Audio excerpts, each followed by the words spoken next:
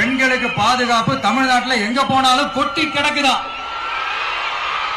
அப்படி அது உண்மைனா அண்ணா யூனிவர்சிட்டி அந்த பொண்ணுக்கு ஏன் சார் அப்படி ஒரு கொடுமை நடந்துச்சு? கோவை கல்லூரி பெண்ணுக்கு ஏன் சார் அப்படி ஒரு கொடுமை நடந்துச்சு? பெண் குழந்தைகள் பாதிக்கப்படுறதா கிட்டத்தட்ட 1000க்கும் மேலான போக்சோ கேசுகள் ஏன் சார் பதிவானுச்சு? போதைப் பொருள் கலாச்சாரம் கண்ட்ரோலே இல்லாம அது பாட்டுக்கு தாறுமாற எங்கேயோ போய்கிட்டு இருக்கு. வயலன்ஸ் எல்லாம் தலைவிரிச்சு ஆடுது. அதுக்கு ஒரு ரீசெண்ட் எக்ஸாம்பிள் அந்த ரயில்வே ஸ்டேஷன்ல அந்த சிறுவர்கள் எல்லாரும் சேர்ந்து செஞ்ச அந்த சம்பவம். சட்டம் ஒழுங்கு சரியா இருந்தா ஏன் சார் இப்படி எல்லாம் நடக்குது? சும்மா இந்த ஆக்டிங் ஆபீசரை வச்சுக்கிட்டு அரசாங்கத்தை நடத்துனீங்கன்னா இப்படிதான் சட்டம் ஒழுங்கு சந்தி சிரிக்கும். முதல்ல தமிழ்நாட்டுக்கு ஒரு டிஜிபியை போடுங்க சார். அதுக்கப்புறமாச்சும் சட்டம் ஒழுங்கு சரியாகுதான்னு பார்ப்போம்.